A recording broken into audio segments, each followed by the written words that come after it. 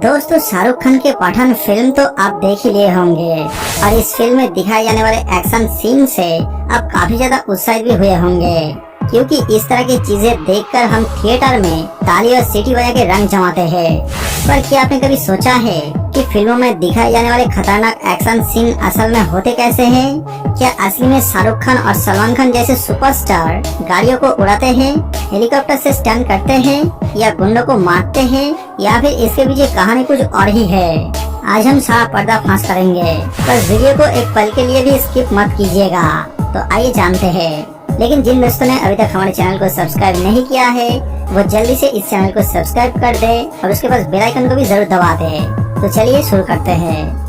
दोस्तों, सिनेमा घरों में धूम मचाने वाले पठान फिल्म कितनी शानदार है ये तो आप भी जानते हैं, जिसमें आपको एक से बढ़कर एक एक्शन सीन देखने को मिलेंगे और गाड़ियां तो ऐसे उड़ते हैं कि पूछिए ही मत। इस फिल्म का टोटल बजट है 250 करोड़। अब बजट के बारे में सुनकर आप सोच रहे होंगे कि इतनी महंगी फिल्म बनाई है तो सच में गाड़ियों को जला भी दिया होगा।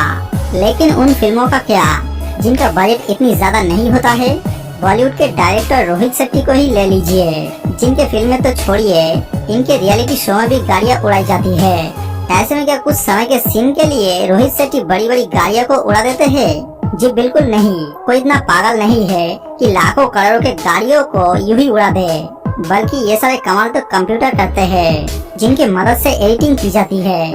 फिल्मों में आप जिन गाड़ियों को उड़ते हुए या एक्सीडेंट होते हुए देखते हैं, वो असल में असली गाड़ियाँ होती ही नहीं है। वो उन बड़ी बड़ी गाड़ियों का रेप्लिका, या फिर आसान भाषा में कहा जाए तो उन गाड़ियों का खिलौना मॉडल होता है, जो बिल्कुल असली गाड़ी जैसे नजर आती है। और उन बड़ी बड़ी गाड़ियों के एक्शन सीन बाहर खुली सड़क पर नहीं, बल्कि क्रोमा स्टूडियो में शूट किए जाते हैं। दोस्तों, कंफ्यूज मत होइए, हम आपको डिटेल में समझाते हैं कि आखिर हमारी आंखों के साथ ऐसा धोखा किया कैसे जाते हैं।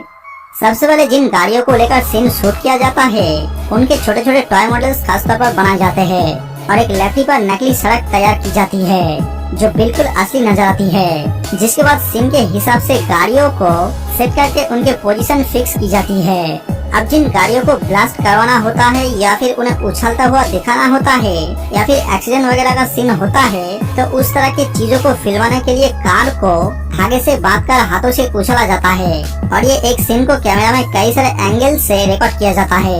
एक बार जब ये सारे सीन रिकॉर्ड हो जाते हैं, तो अब बारी आते हैं एडिटिंग के, क्योंकि सारा खेल तो कंप्यूटर पे एडिटिंग के सहारे ही किया जाता है। सब शब्द में कहा जाए तो एडिटिंग वो जादू है जिसे देखकर हम दर्शक सिनेमा घरों में सीटी बजाना शुरू कर देते हैं।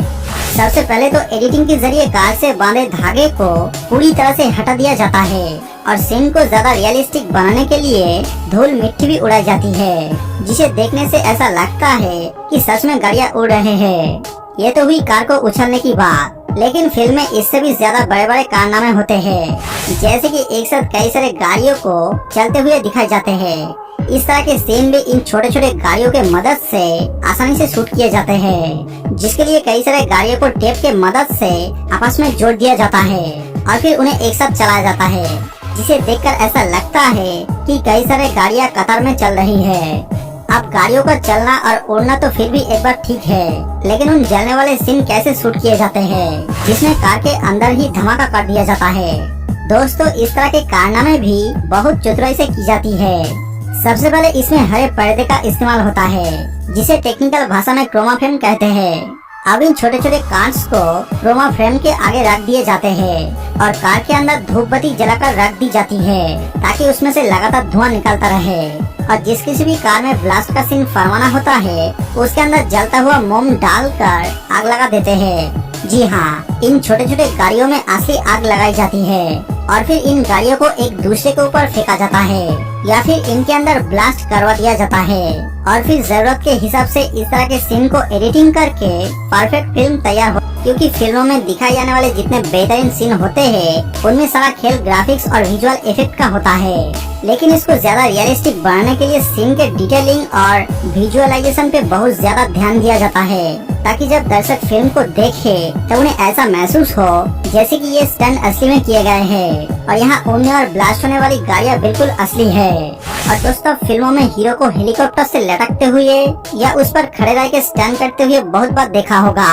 इस सारे कारनामे हमारे खिलाड़ी यानी अक्षय कुमार को ज्यादा करते हुए नजर आते हैं। और हमारे देसी सुपर हीरो मूवी क्रिस में ऋतिक रोशन भी एयरप्लेन से लटके हुए नजर आते हैं, जो सच में बेहतरीन सीन था। लेकिन क्या आप जानते हैं कि आखिर इस सीन को किस तरह से फिल्माया गया था? दोस्तों, अगर हम क्रिस मूवी के बारे में बात करें तो इस फिल्म में ऋतिक रोशन को एयरप्लेन से लटके हुए दिखाया गया था। पर आप ये जानकर हैरान हो जाएंगे कि यहाँ पर कोई भी असली प्लेन नहीं था, बल्कि इस पूरी सीन को क्रोमा यानी VFX टेक्निक से शूट किया गया था। इन सब टेक्निक की वजह से ऋतिक रोशन के अलग से शूट किए गए सीन्स को एक कर दिया गया, यानी दो अलग अलग तरह से शूट हुए सीन्स को एक साथ जोड़ दिया गया, जिसकी मदद से ऐसा लगता था मानो ऋतिक खुद सच्चे प्लेन से लटक रहा है और कभी भी गिर सकते हैं। लेकिन असल मायने में जब आप उस सीन को शूट होते हुए देखेंगे तो आप हंस कर पागल हो जाएंगे, क्योंकि बिना किसी प्लेन के क्रोमा फ्रेम के समय जब ये शूट किया जाता है तो सच में काफी फनी लगता है। ऐसा देखकर लगता ही नहीं कि किसी फिल्म की शूटिंग हो रही है। पर जब ये सारी चीजें एडिटिंग के बाद सामने आते हैं तो दर्शक की आंखें खुली रह जाती है। इतना ही नहीं दोस्तों, अब जब भी अक्षय कुमार के जितने भी प्लेन या हेलीकॉप्टर वाले शूट देखे हैं, उसमें अक्षय कुमार को लोहे के केबल से बांधा जाता है और फिर उनको साथ में पैराशूट भी दिए जाते हैं, जिसके बाद एडिटिंग की मदद से सीन को इस तरह से तैयार किया जाता है, जिसे देखकर लगता है हमारे खिलाड़ी कुमार सच में हेलीकॉप्टर को पकड़ के लटक रहे हैं। इस तरह के सीन शूट करते वक्त हेलीकॉप्टर को बहुत ही कम ऊंचाई पर उड़ाया जाता है और उसकी स्पीड भी बहुत ही कम होते हैं। इसके अलावा एक्टर के सुरक्षा के सारे इंतजाम वहाँ पर मौजूद होते हैं और जब मारधार करने वाले एक्शन किए जाते हैं उसके लिए हीरो को केबल से बांध दिया जाता है, जिसके मदद से वो हवा पर उड़ता हुआ नजर आता है। और ऐसे सीन क्रोमा स्टूडियो पर गद्दे लगा के शूट किया जाता है और बाद में एडिटिंग के मदद से गद्दे के जगह सड़क या मैदान का इमेज लगा दिया जाता है, जिसे देख के हमें ऐसा लगता है कि हमारा हीरो सड़क या मैदान पे एक्शन कर रहा है।